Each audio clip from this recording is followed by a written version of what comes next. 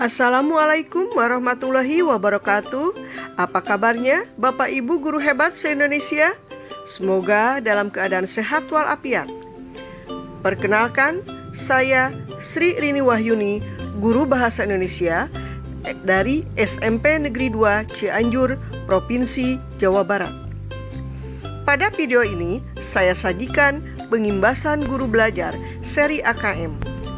Sebelumnya, saya telah mengikuti bimbingan teknis guru belajar seri AKM secara daring sebanyak 32 jam pembelajaran program GTK Kementerian Pendidikan dan Kebudayaan. Idealnya, guru belajar seri AKM dapat diikuti oleh semua guru dengan syarat memiliki akun SIM PKB atau program keprofesian berkelanjutan. Pada kesempatan ini, saya akan menyampaikan proses pengimbasan guru belajar seri AKM dan paparan tentang asesmen nasional.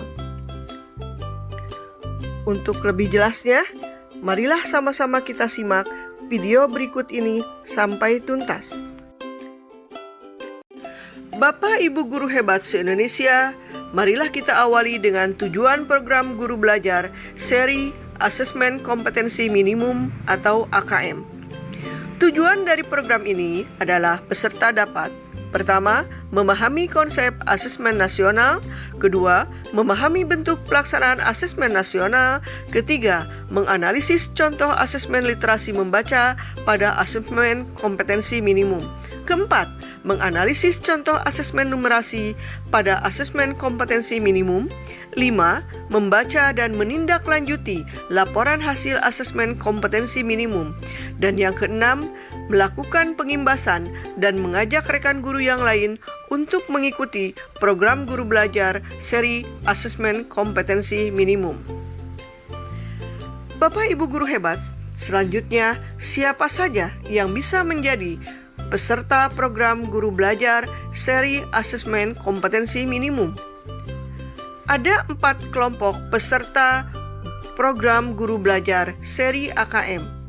Kelompok yang pertama terdiri atas semua guru SD, SMP, dan SMA atau SMK, kepala sekolah SD, SMP, dan SMA atau SMK, pengawas SD, SMP, dan SMA atau SMK. Kelompok kedua, semua guru SD LB, SMP LB, dan SMA LB, kepala sekolah SD LB, SMP LB, dan SMA LB. Kelompok yang ketiga, yaitu peserta yang berasal dari Pusat Kegiatan Belajar Masyarakat atau PKBM, sederajat SD, SMP, SMA, atau SMK. Kelompok yang keempat telah memiliki akun SIM PKB. Baiklah Bapak Ibu guru, kita lanjutkan dengan pengertian asesmen nasional. Asesmen nasional adalah program penilaian terhadap mutu setiap sekolah, madrasah, dan program kesetaraan pada jenjang dasar dan menengah. Mutu satuan pendidikan dinilai berdasarkan hasil belajar murid yang mendasar, meliputi literasi, numerasi, dan karakter, serta kualitas proses belajar mengajar dan iklim satuan pendidikan yang mendukung pembelajaran.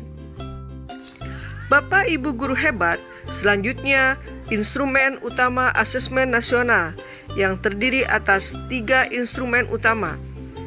Yang pertama, asesmen kompetensi minimum atau AKM; yang kedua, survei karakter; dan yang ketiga, survei lingkungan belajar.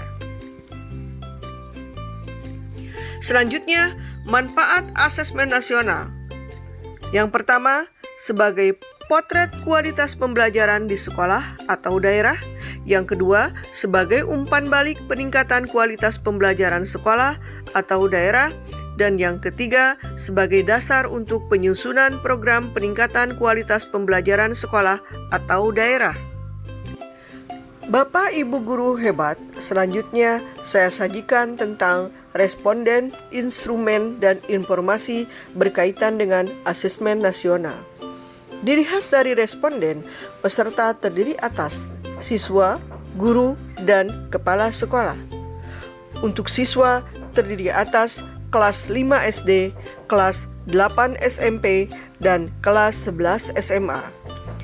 Siswa melaksanakan AKM, yaitu literasi dan numerasi, dengan tujuan untuk mengetahui hasil belajar kognitif.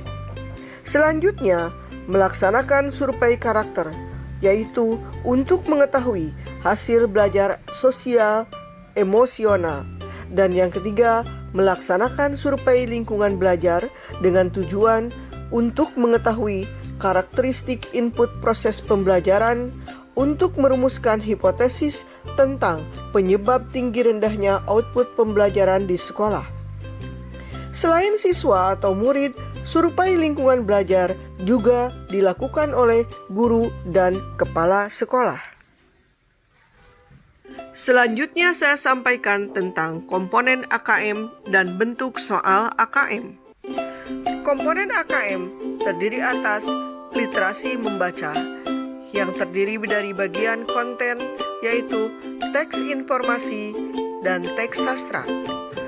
Proses kognitif terdiri atas menemukan informasi, interpretasi dan integrasi, dan evaluasi, serta refleksi. Bagian konten terdiri atas personal, sosial budaya, dan saintifik. Bagian numerasi terdiri atas konten, yaitu meliputi bilangan, pengukuran dan geometri, data dan uncertainty, aljabar. Proses kognitif terdiri atas pemahaman, aplikasi, dan penalaran. Sedangkan konteks numerasi terdiri atas personal, sosial kultural, dan saintifik. Selanjutnya, bentuk soal AKM terdiri atas objektif dan non-objektif atau esai. Objektif terdiri atas pilihan ganda, hanya satu jawaban benar, pilihan ganda kompleks, jawaban benar lebih dari satu, menjodohkan, dan isian singkat berupa angka, nama, benda yang sudah fix. Bapak Ibu guru hebat, baiklah, berikut ini saya sajikan perbedaan pembelajaran berbasis kompetensi dengan berbasis konten. Pembelajaran berbasis kompetensi terdiri atas berpusat pada kebutuhan, belajar untuk pemahaman konsep dan keterampilan, menunjukkan kinerja dengan menerapkan konsep, pembelajaran terkait dengan konteks kehidupan nyata siswa, dan orientasi pada proses dan penguasaan kompetensi. Sedangkan pembelajaran berbasis konten terdiri atas berpusat pada materi pembelajaran, belajar untuk cakupan materi, menjawab serangkaian pertanyaan tes berdasarkan topik, pembelajaran kurang atau tidak terkait dengan konteks kehidupan nyata siswa, dan orientasi pada nilai akhir. Selanjutnya, tindak lanjut atau pelaporan hasil asesmen. Hasil AKM dilaporkan dalam 4 kelompok yang menggambarkan tingkat kompetensi yang berbeda.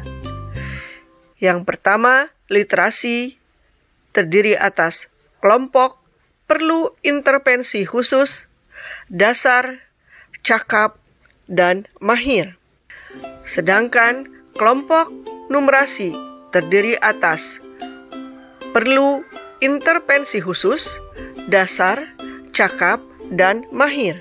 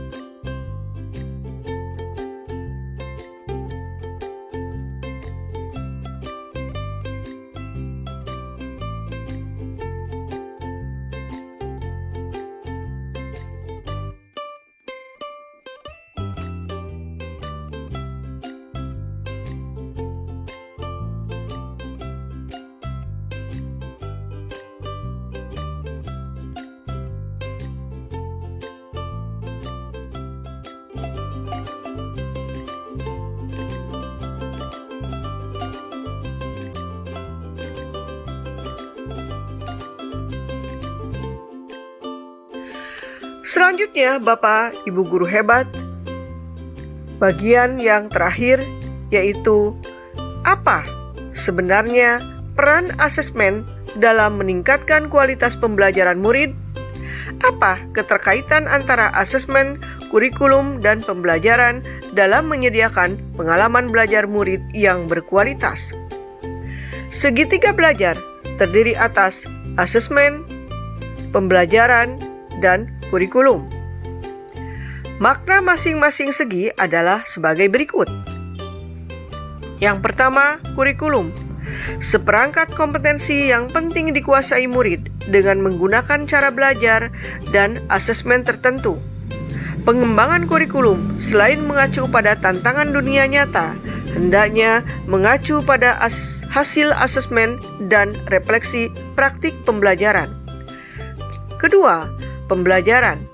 Serangkaian aktivitas yang dirancang dan dilakukan di ruang kelas berdasarkan kompetensi awal murid yang diketahui dari hasil asesmen dan untuk mencapai sasaran kompetensi yang ditetapkan oleh kurikulum. Pembelajaran memadukan informasi dari asesmen dengan informasi dari kurikulum. Keseimbangan antara paduan tersebut yang akan menghasilkan pembelajaran yang optimal. Yang ketiga, asesmen. Proses mengumpulkan, menganalisis, dan melaporkan sejumlah informasi yang terkait pencapaian kondisi murid dan penguasaan suatu kompetensi tertentu. Asesmen diagnosis asesmen di awal untuk merancang strategi